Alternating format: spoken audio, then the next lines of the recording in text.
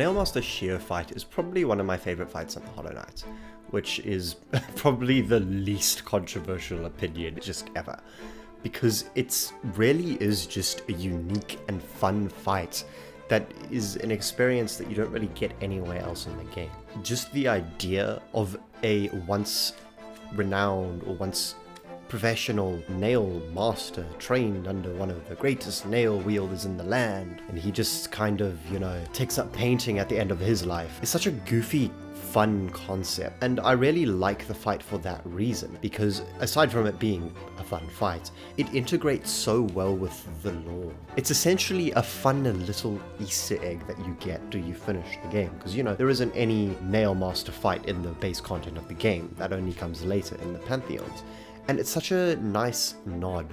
And more that I think about it, if you were to do the fight before you find out about Nailmaster Shio becoming a painter along with the Nailsmith, it would prompt you to try and maybe find out deeper this lore. Where does this come from? If you're not gonna Google it, maybe you would make your way over to Nailmaster Shio's hut and you would see that he has indeed become a painter, and it would be a nice thing to discover, and it is something that I wish I had discovered naturally as opposed to discovering through YouTube, because unfortunately that's how I discovered it. And I mean, it's not the end of the world, obviously, it's still a fun little fight, but I feel like I would have appreciated it more if I had discovered it naturally. The same goes for something like Sisters of Battle. I found out about Sisters of Battle through online stuff, and I haven't actually done the fight, but the point stands that I feel like I would appreciate the fight more if I had discovered it naturally. Going back to that whole idea of lore,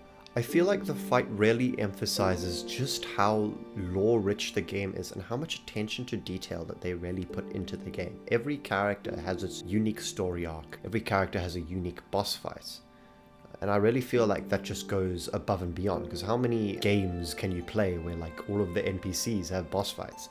Okay, Quirrell doesn't have a boss fight, and neither does the map maker, but still, I mean, I'm surprised the map maker doesn't have one. And it's one of those moments that actually makes me incredibly excited for Silksong to release, which hopefully it does soon.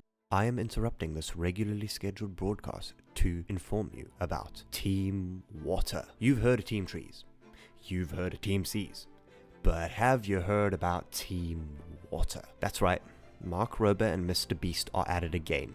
They are rounding up all of the creators on the platform of YouTube to send water to millions of people and raise $40 million this time. This is the biggest goal and biggest target that they have ever gone for, and it is the big kahuna. So, if you guys would like to support, I will leave a link to the campaign in the description and a link to the video which details everything that you need to know about Team Water. And with that, thank you for watching this irregularly scheduled video, and I'll see you in the next one. Auf Wiedersehen.